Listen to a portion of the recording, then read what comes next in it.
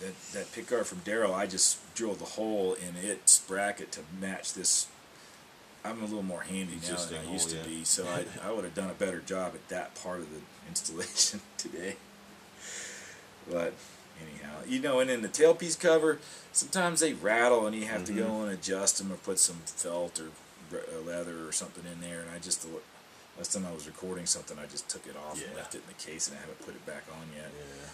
So how do you like your action setup? What do you think? Like medium, high, low? What do you think? What do you call that? I don't know. I'd probably call that pretty low. It's all right. No, it's a medium to low. Yeah, it's not that high. I think that's about as low as you want in order to be able to get notes out of the instrument with the variety of tone that you're gonna want to, like, if you between a quiet note and a loud note. I was just at a party the other night with some guys that had mandolins, some real nice ones, and they were teasing me about how, like, the only thing I could say to them, like, dude, a couple of guys got new mandolins recently, and they said, what do I need to do to make this right? And I said, you got to raise that action up. It's too low. And then they start teasing me. That's all you ever say about mandolins is the action's too low. I'm like, this is not high. I don't think so. I mean, I like mine on the high side anyway. Guitars, mandos. I really like my right hand's pretty spanky. I like them to just talk back. This gives no real resistance to noting out, and that I think you have to have some grip to play the mandolin at all, and this is not. And to me it makes all the sound I need it to make, whereas those other mandolins, I can get a quiet sound out of it, but I just can't dig under that string enough to get a good tone that's medium to loud without it popping on the frets. Like that's not useful to me. Yeah. You know, this mandolin would be very good if the action was up just a little bit. But now when I showed this to I have a friend out in the Bay Area, Ed Neff is a great fiddle player, and he's a really great mandolin player too. And he knows a lot about mandolins, and he told me, he says, I think you'd have more presence of the tone if you had higher action. And I said, I probably won't. And of course I've changed the strings a million times, that was probably 10 years ago in that time. But I can always keep it about the same. It seems like when you go, if you ever need to adjust it, I just kind of find they're always drawn to the back to the feel of where it is right about now.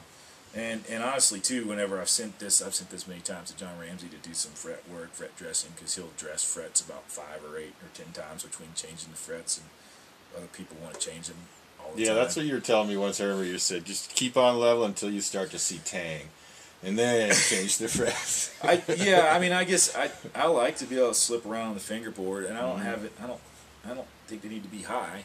Yeah. But he always just sends it back with this action just like this, and that's fine. And unless you're going to really high humidity and the top starts to arch up and swell, I don't ever need to adjust this bridge. What do you like, medium gauge? I just always buy the GHS strings. It's the they probably call them medium. They don't say heavy, right? No, I don't think they make heavy. Medium would be probably the heaviest they make. And so it's got 16s on the A. Those strings didn't ever break for me. All the other ones would seem to lose their tone and break sooner, whereas the GHS, I could put them on for a year.